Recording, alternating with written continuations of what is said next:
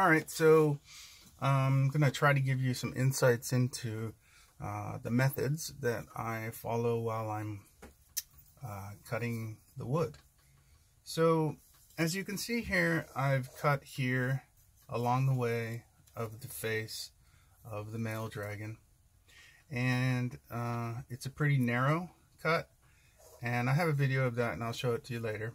But for the most part, I've cut some depth, maybe, I don't know, 5/8 of an inch deep in the area of this cut.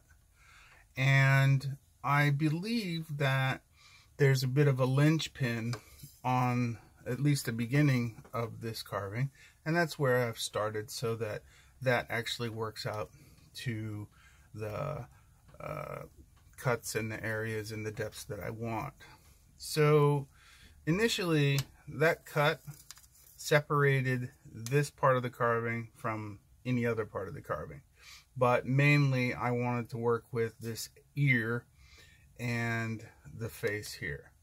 So the linchpin is that this ear, and I know it's really hard to tell from the drawing, but this is her left ear, and obviously this is the face of the male adult.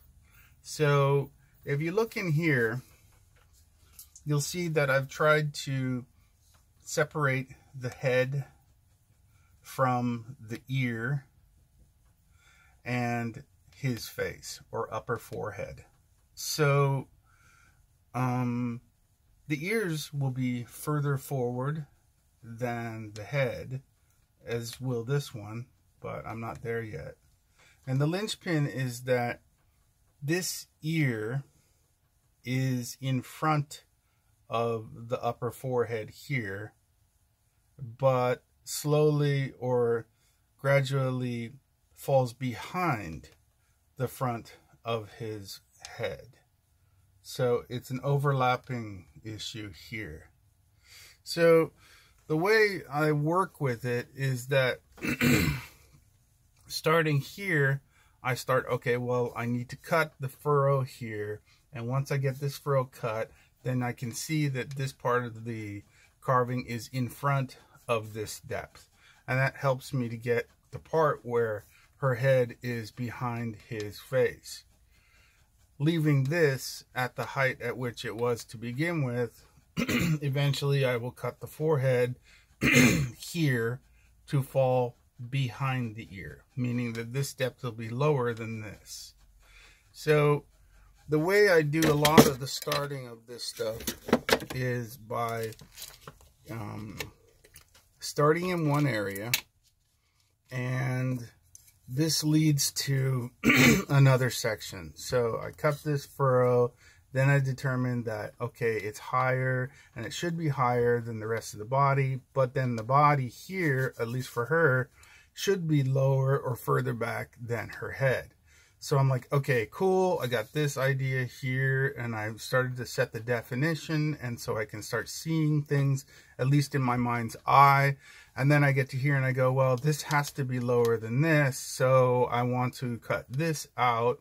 But in order to cut this out, I really should define her a little better. So then I'll start cutting this whole line here, separating her from this background that I'll have eventually. And then in order to get that backing cut away so that I can see it in my mind's eye, I'll have to cut this ear out so that I can get behind the ear. And so you can see that my original point was to work on this linchpin, and I started that, and then I was led to another area that needed to be done in order to define this original area better. And then once I determined that I would start cutting here, I saw that I wouldn't really be able to see this back area go back unless I started to cut this out and separate it to define that area. Then I determined that the ear had to be cut in order to get that visible. And now I'm like 5 or 6 separate cuts down the line. And that's normal for me, and I've read that a lot of artists do that as well. You work in a specific area, You're led to a new area, you work on that. You're led to a new area, you work on that, and so on and so forth. And generally what I try to do is follow that method. It's like a target-rich environment, I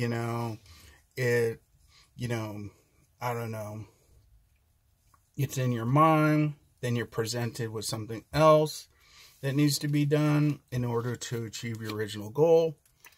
Then this continues to happen pretty much with every new area, every area that you cut into, that happens. So then you're just led along the path. At some point, I try to return to my original area. So it's like, 1 or 2 times I've done that, I'll try to return to the original area. So I'll take out the main focus. For example, you've cut the furrow, your ear's higher than the forehead here, and then her head here. So you've achieved that concept. So then you want to make sure that this back area is lower than the area that you're working on. So you need to cut this ear out so that you can cut that whole back area.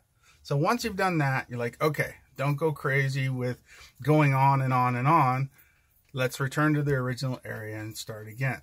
So for example, what I'll do now is I'll cut this ear out, just putting in a furrow around this ear so that if I were to cut over here, it would land in that furrow and not on the ear and cut it out. So I'll cut this furrow in here, then anything I do over here won't touch this ear, which will leave this ear at the height that it's currently at.